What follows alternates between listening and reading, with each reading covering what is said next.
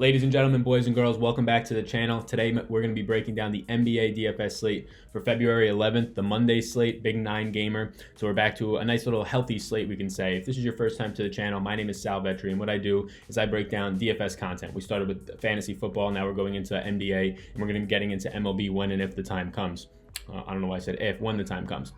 So thank you for coming to the channel. For the returning subscribers, thank you so much. We crossed 2,500 subscribers, and I'm thinking about giving a giveaway away once we hit 3,000. So this is sort of the race to 3,000. So I appreciate it if you're here right now and you're not subscribed. If at any point during the video you do get value from it, consider liking the video, consider subscribing. For my returning subscribers, I know you like these videos. You get value from them based on the feedback I'm getting. So please hit that like button. It lets it move up the rankings a little bit, this video, and more people can see it and get attracted to it. A lot of people searching for this stuff on YouTube. I just want to catch more people's attention because I think what we're doing here is way more valuable than a lot of other channels in terms of just giving out picks and things like that. That can have its own sort of value. I think this is way more valuable in terms of teaching you sort of how to fish and how to get to that point through the data for completely free. So I appreciate it. We're going to get into this video. Before we do, I'd like to shout out Next Level DFS, somebody who's helping me build my streaming platform. So right now, if you're watching this on YouTube, we're streaming live right now on Twitch. You're going to be watching the replay on YouTube as you see this, but if you want to jump into Twitch where it's live, it's a live platform, you can go down below in the description. You can answer any of my questions. I'll be doing this more frequently, and the live aspect's just nice. It's just more personalized, more intimate. I can take Q&A questions. It's just a nice interactive spot. So Next Level DFS, they're helping me build that. They're a daily fantasy sports just provider in terms of content, and they have premium channels or premium chat channels on Facebook that I'm in right now, and it blows up constantly. So if you're somebody who needs more help, whether it's data like this, whether it's just asking about lineup advice, something like that, literally I had like 800 messages in just a few hours of not looking at the group. So it'll be much value for you to jump in there. You can check all that out in the description below. They also have content on their website. It's a Facebook group as well. So we're gonna jump into the video.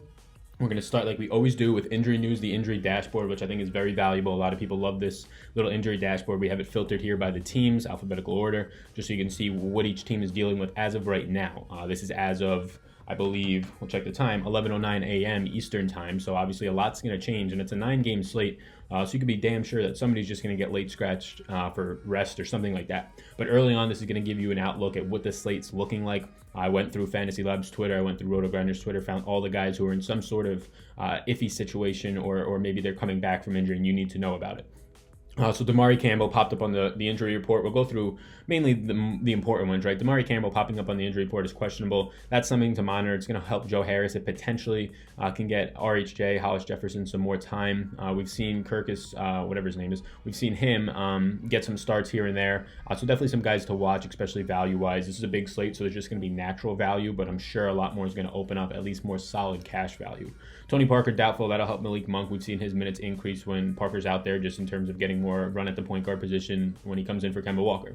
Cedi Osman, doubtful, so this is going to help still Larry Nance Jr. Kevin Love should be back today, potentially on a limited basis, I would imagine, but we'll have to wait on word. And David Nwaba, it'll also help because Cedi Osman, like we have been saying, this team just keeps rotating players, is one of the highest scorers on the team. Him sitting out is going to benefit all those other forwards.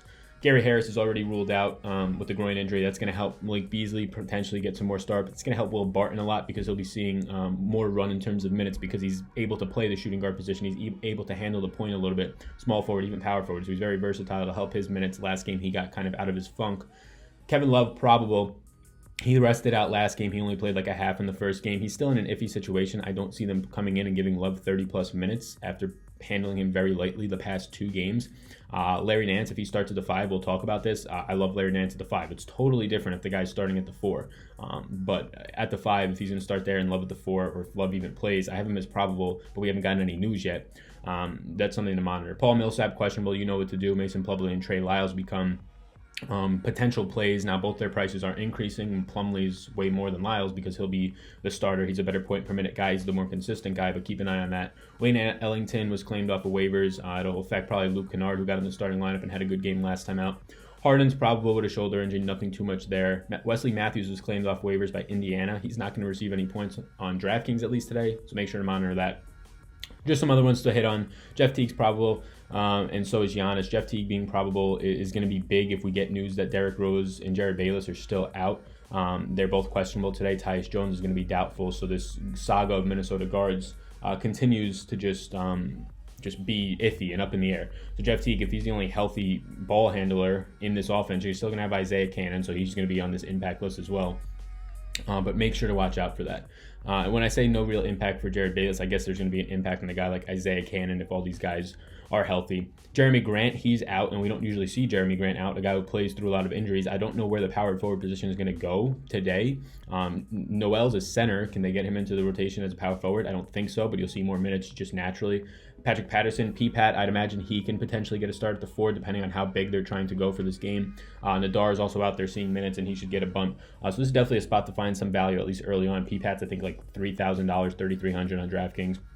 Jeff Green being questionable is also pretty big. We know we have Jabari Parker. We know we have Bobby Portis there after the trade deadline, both playing effective very well. Jeff Green, if he's out, you'd imagine Bobby Portis goes from the bench, where he's seeing an average in just a 2-game sample of 28 minutes a game, to the starting lineup, potentially now getting bumped to 30 to 32 minutes. You have to like that. His salary has gone up, but you still have to like that. It'll also impact Trevor Ariza, who continues to see a ton of minutes in this offense. And I think at his price is actually a sneaky play if Green is ruled out and he does draw a start.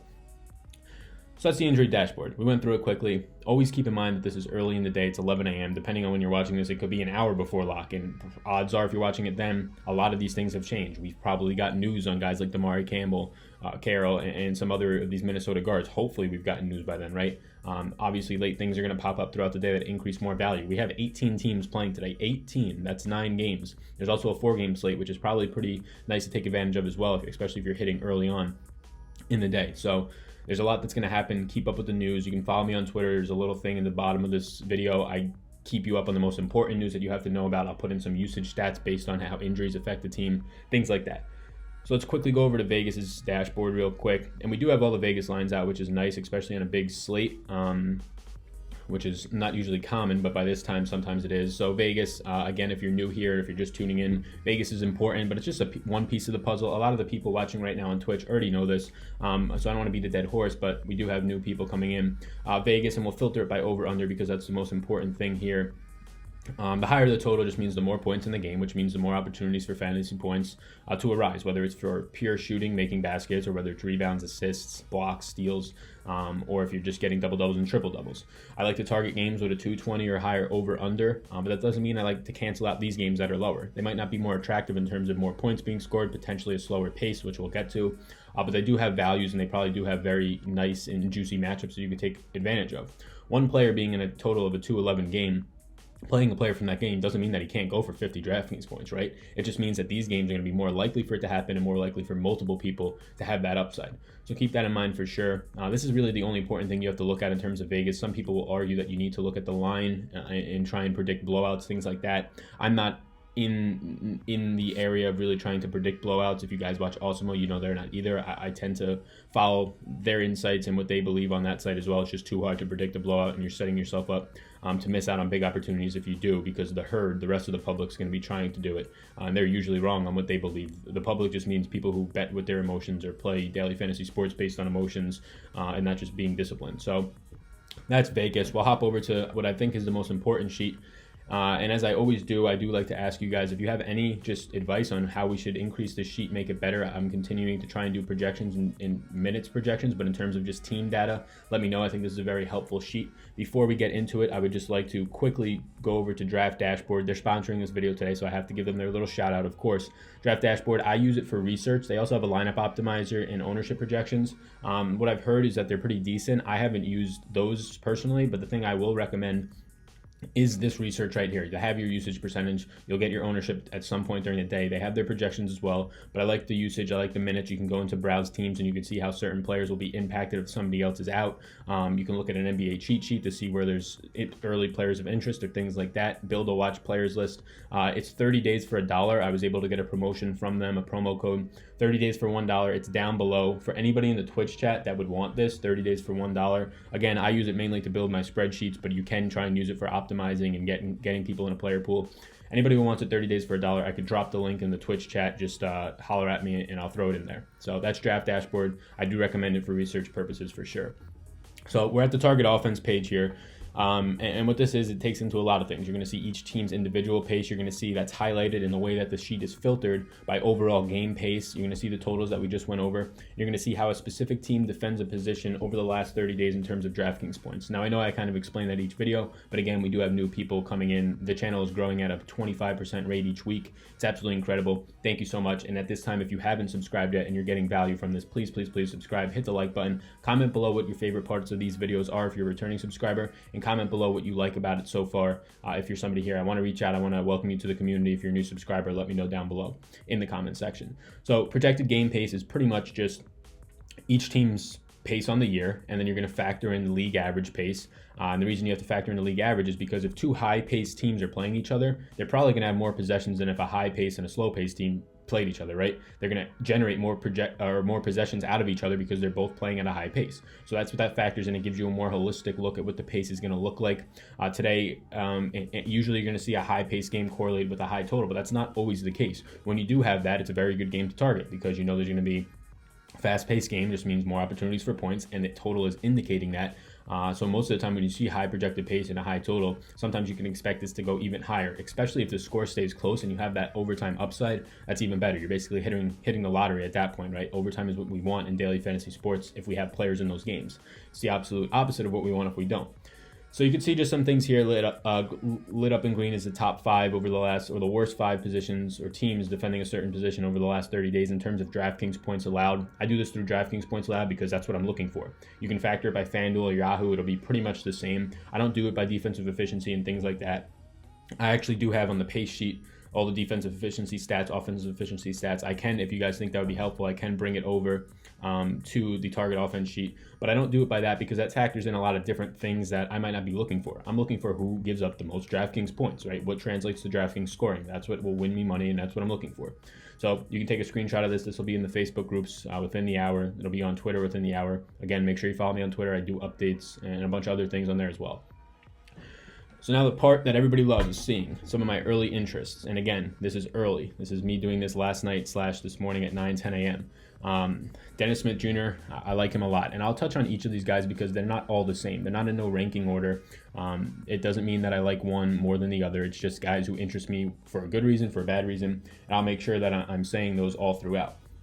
Real quickly, just for anybody who's in here, I do want to shout out that we do have a Discord for this Twitch and YouTube. It'll be in the YouTube description below. For the people on Twitch, I'll be throwing the Discord link right after the stream.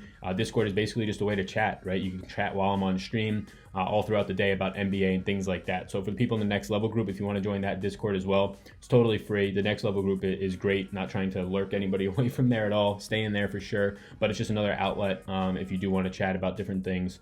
For sure, it just helps. It's linked to Twitch, so it just automatically kind of pops up. So it's just there for sure.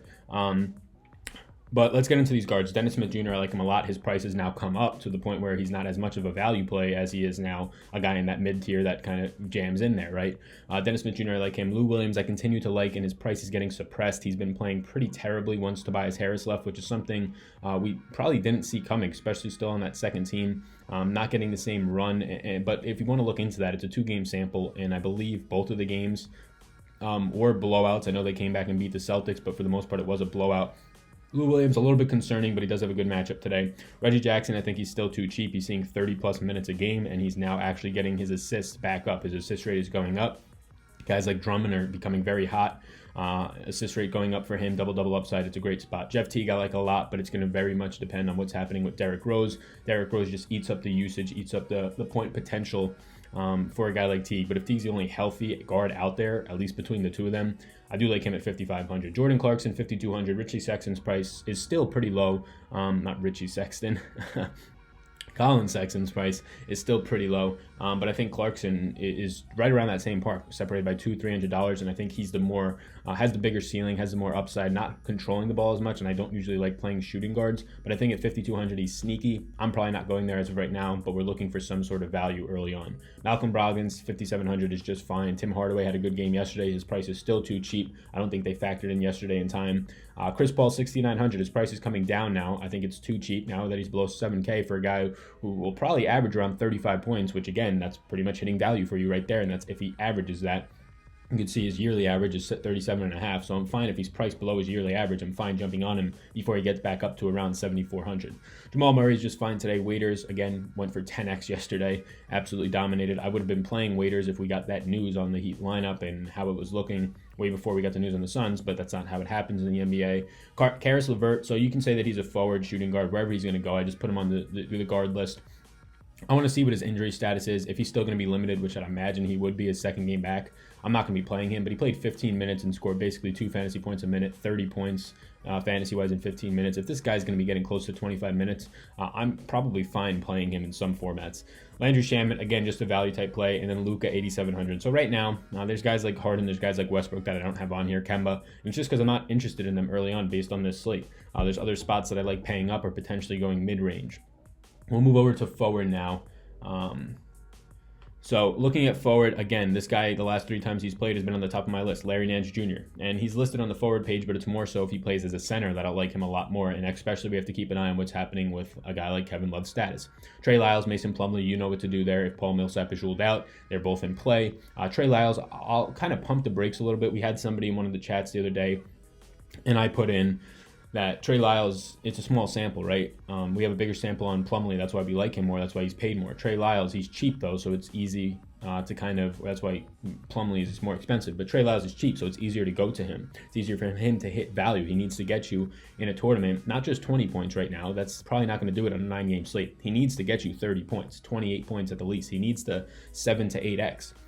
Can he continuously do that? I don't know. I would say I don't think so. We have a small 3-game sample, I believe, with Mason or with Paul Millsap out. Lyles has hit value, I think, each time. But again, he's priced low. How much is he hitting value for you? One of the games he got blowout run. He played the last 16 minutes of the game. I'm not sure if that's that great of a sample to be looking at. Another one of the games, there was foul trouble on a guy like Jokic and Mason Plumlee. He got more run than he usually would. The last game, I would say, is the most true picture. There wasn't any blowout.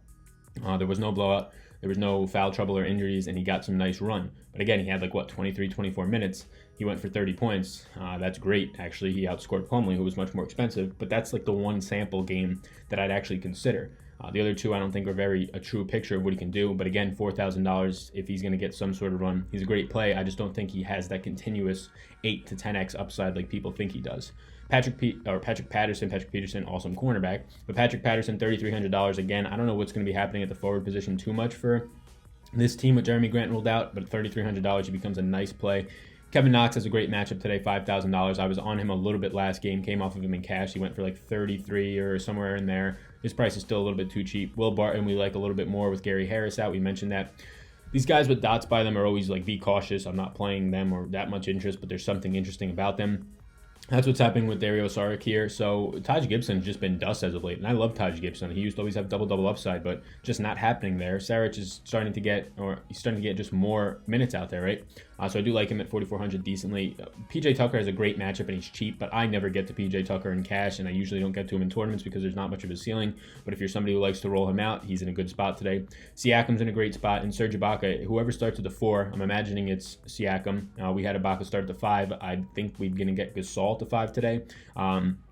Both of them are in great positions today, right? They play Denver, or they play Brooklyn, a team that you want to rebound against. Siakam's in a good spot. Ibaka's in a good spot. Marc Gasol's in a good spot. But if we're getting a guy at the starting 4 position, in Siakam was only $6,500. I think a little too cheap. I like it a lot. Noah Vonleh, who was the best player on this Knicks team a week ago, or maybe a little bit more. He's now $4,400 in a very good matchup at the power forward position. If he starts at the 4, I think he's a fine play in tournaments. He's probably not that safe in cash, though. Should see around 25 minutes. Blake Griffin, awesome matchup today against the Knicks, $9,000. One of my favorite pay-up spots, if not my favorite pay-up spot at the forward position, depending on if I can fit Giannis in or not.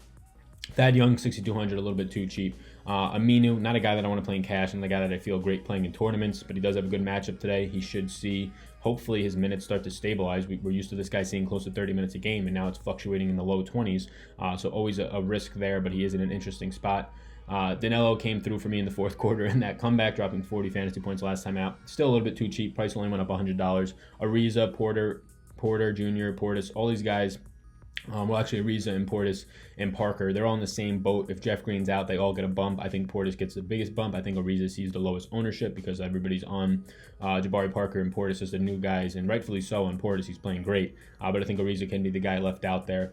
Giannis at 11-3, he's going to be back probable. I think he's a good option every single night to be going for pretty much 60 points a night. You could lock him in cash and feel good about it if we get value later on. I think that's probably a spot I'll be trying to get to. I haven't filled that much notes today, and that's what I'll be going back and doing. Early interest at the center position. Center is usually light for me, and you're going to see something different here than usual. Drummond, I like today. Drummond's been going off. Drummond in cash, I think at 8,900. Did his price even change? Did it change, or did it go up like $300? We can slide over quickly, and we can check out Drummond here. $8,900. 86, so it went up $300. I think Draftkings kept him a little bit too low at under 9K. He's too cheap. Although if he was at 9,100, I'd probably be saying he was just about right. So $8,900. He's playing the Knicks. Yeah, DeAndre Jordan's out there, but I don't think he stands a chance for the most part against Drummond. And we kind of know that based on the last game they played. Wait, hold on. Do I have this wrong? Is he playing? No, they're playing Washington. Okay, they played the Knicks back to back. That's why that was in my head. Washington, just as good of a matchup, right? A better matchup, probably. Who's he going to be going against? Zubac, Zubac's in by no means at all any type of block upside, any type of defensive monster. Drummond's in a great spot today at $8,900. I think he's just fantastic. The next guy I'll go to is Raptors starting center, and I don't have any numbers here because it's either going to be Gasol or Ibaka. Whichever one starts, I give the benefit of the doubt, and the upside I'd say more so just because they're going to be running with the first team. They're going to be getting probably a little bit more minutes in the game. Karl-Anthony Towns, as of right now, my favorite play on the slate. This is why I don't have Harden or Westbrook or any of those guys. Are really too much Giannis early interest early on because Karl-Anthony Towns is at $10,000. Yes, Jeff Teague being back is going to hurt him. If we get news that Derrick Rose is back as well, I'm going to be a little less inclined because Derrick Rose has higher usage. He has the higher ceiling. He could take away from Karl-Anthony Towns. Not so much as what Teague can do. Teague is more of a pass-first type guy. So Karl-Anthony Towns, $10,000 is way too cheap today for this matchup that he has. He's pretty much priced at what his average is, and he's going up against the Lakers. Or not the Lakers, going up against the Clippers and Zubac. I just said earlier that Drummond's going up against Zubac in Washington. That wasn't true at all, but there's really nobody in Washington either right now happening. But he's going up against the Clippers and Zubac, who were already ranked last over the last 30 days in terms of Draftkings points allowed to the center position. Zubac coming in there doesn't really scare me. Pretty much Gortat younger in terms of defense. So yeah, I think Karl-Anthony Towns, that was my mistake. I think Karl-Anthony Towns, my favorite play on the slate right now. If there's any way that we get late value, 3K type value, and I could fit a guy like Towns with a guy like Drummond and take up the utility spot, I like that. If I could fit a guy like Towns with a guy like Giannis, I like that. So we'll have to see. Larry Nance at the 5, I like that a lot. He's power forward eligible if he starts at the 5 at only $5,900 still. We saw it on the power forward page, so I don't have the price in here again. But $5,900, he's just an absolute smash. Kenneth Faried, $6,800. I probably won't be getting there, but it is good to point out that this guy is continuously seeing 30 minutes and pretty much 35 fantasy points a game with Harden and Paul on the court. That's in a good spot. If you say that he's only $7,000, he's pretty much hitting value for you. Zupac, whatever you want to call him. $4,000. His price came up $500 for Draftkings. We talked about it. I was all over it. I didn't end up playing him because I thought there was other spots. I should have played him though. Center position, it's hard to kind of waste your center position, I guess, on a guy like this. Played 23 minutes. $3,500. It was so easy for him to hit value. It was so easy for him to 7x in this game. You just had to have a decent game if he had the minutes, and that's exactly what he did. So center position usually small for me because I try and narrow that down quickly. I love playing centers. I love getting power forwards in the center spot like we can do with Faried, like we can do with Larry Nance, Serge Ibaka. So definitely good spots to look at. I'll come back to this injury page for you guys to look at once again. You can screenshot this. If you made it all the way through this YouTube video, please let me know in the comments down below that you watched the whole thing, that you gave me 20 plus minutes of your time. I want to thank you personally. I do appreciate that. I realize that you probably have a busy day and you are taking the time to watch this. So it helps me. Me giving you this value for free helps you. It helps you reduce your research time. It might help you win some money. If at all I have helped you think, kind of improve your game, please hop over on Twitter and let me know about that. I'd love to share that with the community. Greatly appreciate the support. Again, like the video if you can, if you're at this point. Subscribe if you haven't already. If you've watched 30 minutes and you haven't subscribed yet, at least do that. Give me that just little favor, a little bit of a payback maybe. So I appreciate it so much. Thank you for watching this video. My name's Sal. Best of luck today. Peace.